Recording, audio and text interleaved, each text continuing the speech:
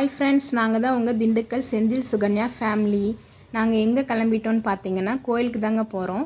குன்று இருக்கும் இடமெல்லாம் குமரன் இருப்பான் அப்படின்னு சொல்லுவாங்க. இதை நான் சொன்னோன்னே நீங்கள் கெஸ் பண்ணியிருப்பீங்க, முருகன் கோயிலுக்கு தான் போகிறோம் அப்படின்ட்டு. ஆமாங்க, 2 பக்கமும் நல்லா பசுமையாக இருந்துச்சு, ரோடே நல்லா சூப்பராக இருந்துச்சு. இந்த கோயில் பார்த்திங்கன்னா திண்டுக்கல் மாவட்டத்தில் உள்ள நத்தத்துக்கு பக்கத்தில் திருமலைக்கேணின்ற ஊரில் தாங்க அமைஞ்சிருக்கு. நாங்கள் போன அன்னைக்கு கார்த்திகை நட்சத்திரம். கார்த்திகை நட்சத்திரத்தில் 6 கால அபிஷேகமும் இங்கே சிறப்பாக செய்வாங்க. 2 பூஜை பார்க்க முடியல. நாங்கள் போகிறப்ப ராஜ அலங்காரத்தில் தான் சுவாமியை தரிசனம் செஞ்சுருந்தோம். இந்த கோவிலுக்கு ஏற்கனவே ஒரு 10 தடவை போல் வந்திருக்கோம். இந்த கோயிலோட தல வரலாறு என்ன அப்படின்னு சொல்லி பார்த்திங்கன்னா, முன்னொரு காலத்தில் மதுரையை ஆட்சி செஞ்சுருக்காரு சுந்தரபாண்டியன்ற மன்னன். அவரோட கனவில் முருகன் தோன்றி திருக்கார்த்திகை அன்னைக்கு உங்களோட பட்டத்து குதிரையை வலதிசை நோக்கி செல்லுமாறு கூறியிருக்கிறார். அதை கேட்டுட்டு மன்னனும் அதே மாதிரி அனுப்பியிருக்காரு. அந்த குதிரை எங்கே போய் நிற்கிதோ எனக்கு ஒரு ஆலயம் அமைச்சு தரணும் அப்படின்னு சொல்லி முருகன் சொல்லியிருக்காரு. அதுபடியே அந்த மன்னரும் ஆலயம் எழுப்பியிருக்காரு. அந்த ஆலயம் தாங்க திருமலைக்கேணி முருகன் கோயில். இந்த கோயிலில் பார்த்திங்கன்னா விநாயகருக்கு தனி சன்னதி இருக்குது. சூரனை வதம் செஞ்சதுக்கப்புறம் முருகப்பெருமான் தன்னோட தேவியர் 2 பேரோடையும் இந்த கோயிலுக்கு வந்திருக்காரு. அப்போது அவங்க தேவியர்களுக்கு தாகம் எடுத்திருக்கு. அந்த தாகத்தை தீர்க்கறதுக்காக முருகன் 2 நீர் ஊற்றை உருவாக்கியிருக்காரு. அந்த நீர் ஊற்று பார்த்திங்கன்னா வள்ளி தெய்வ யானை தீர்த்தம் அப்படின்னு சொல்லி அவங்க பேர்லேயே அழைக்கிறாங்க.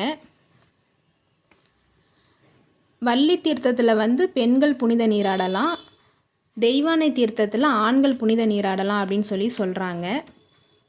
இங்கே பொதுவாக பார்த்திங்கன்னா முருகன் கோயில்னாலே படி ஏறி தான் தரிசனம் செய்கிற மாதிரி இருக்கும். ஆனால் இந்த கோயிலோட ஸ்பெஷல் என்ன அப்படின்னு பார்த்திங்கன்னா, கோயிலுக்கு கிழக்கு பக்கமாக படி இறங்கி தரிசனம் பண்ணுற மாதிரி இருக்கும். அதுதான் இந்த கோயிலோட ரொம்ப ஸ்பெஷலு. பக்தர்கள் தன்னோட நேர்த்தி கடனை எப்படி செலுத்துகிறாங்க அப்படின்னு பார்த்திங்கன்னா, பாலாபிஷேகம் கொடுக்குறாங்க, விபூதி அபிஷேகம் அந்த மாதிரிலாம் சொல்லி பூஜை நிறைவேற்றிக்கிறாங்க. இங்கே காமாட்சி சித்தர் அப்படின்றவங்களோட ஜீவ சமாதி இருக்குங்க ஃப்ரெண்ட்ஸ். அவர் முருகன்கிட்ட ரொம்ப அளவு கடந்த பக்தியோடு இருப்பாராமா. தான் இறக்கும்போது அவரோட மனைவி கிட்ட சொல்லியிருக்காரு, நான் இறந்தாலும் நீங்கள் மாங்கல்யத்தை கயற்றக்கூடாது அப்படின்னு சொல்லியிருக்காரு. அது மாதிரியே அந்த அம்மாவும் இருந்திருக்காங்க.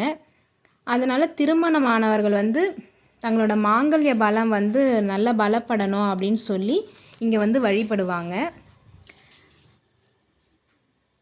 உற்சவர் கோயிலை சுற்றி கூட்டிகிட்டு வந்தாங்க.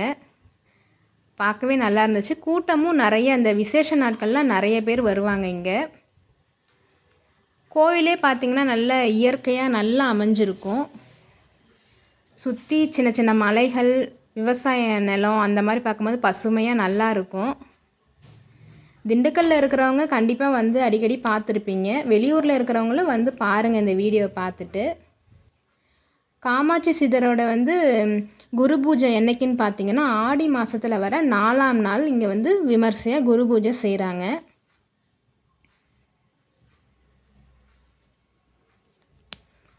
அங்கேயே போட்டிருப்பாங்க, எழுதி போட்டிருப்பாங்க. நான் சொன்னேன் பார்த்தீங்களா வள்ளி தீர்த்தம் அப்படின்ட்டு, அதுதான் இந்த தீர்த்தம். இங்கே நிறைய பேர் காசு போட்டாங்க, நாங்களும் காசு போட்டுட்டு வந்தோம்.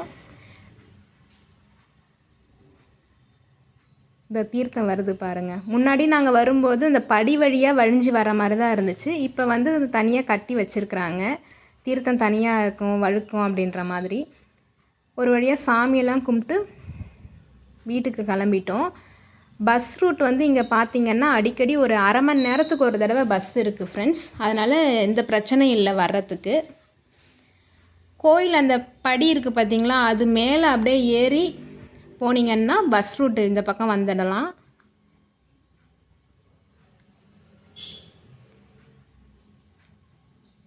நல்லா இருந்துச்சு. முருகனை தரிசிச்சுட்டு வந்ததுக்கப்புறம் சூப்பராக இருந்துச்சு மனசுக்கு. நான் உங்கள்கிட்ட காட்டுறதுக்காகவே மேலே ஏறி வந்தோம், இந்த படி வழியாக எப்படி இறங்குறது அப்படின்னு சொல்லிட்டு. இந்த பக்கமாக பார்த்தீங்கன்னா நான் சொன்ன மாதிரி கீழே இறங்கி தரிசனம் செய்கிற மாதிரி இருக்குது பாருங்கள் கோயிலோட அமைப்பு.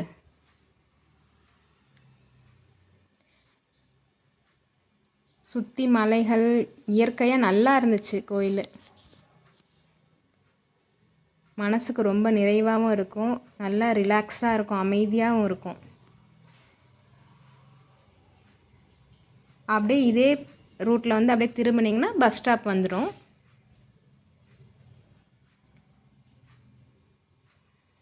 நாங்கள் சாமி கும்பிட்டுட்டு அன்னதானமும் நடந்துச்சு. தக்காளி சாதம் கொடுத்துட்ருந்தாங்க, அதையும் உட்காந்து சாப்பிட்டுட்டு தான் வந்தோம். காலையில் ஒரு 9 மணி போல் வண்டியில் வந்திருந்தோம். வீட்டுக்கு வரும்போது ஒரு 3 மணி ஆயிடுச்சு.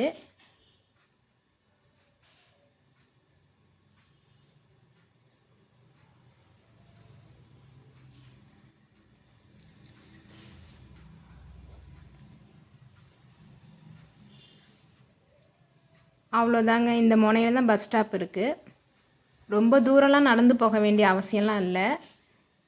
பஸ் ஸ்டாப்லேருந்து கொஞ்சம் தூரம் நடந்து உள்ளே போனீங்கனாலே கோவில் வந்துடும்.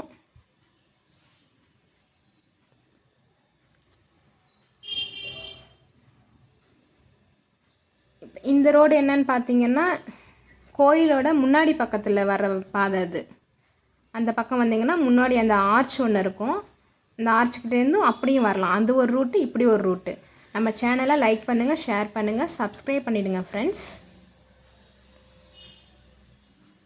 நாங்கள் போயிருந்த அன்றைக்கி மழை வேறு லைட்டாக தூறிக்கிட்டே இருந்துச்சு. போகும்போது இருந்துச்சு, வரும்போது மழை இல்லை.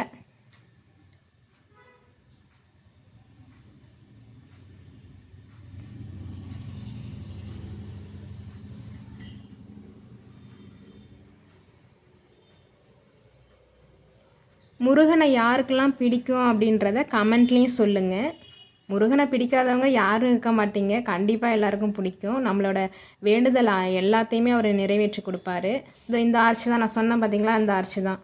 இந்த பக்கமாகவும் போகலாம், இப்படி பஸ் ஏறுனா அந்த ரூட்டு, 2 வீலரில் வந்தால் இந்த பக்கம் போயிடலாம். Okay, bye friends.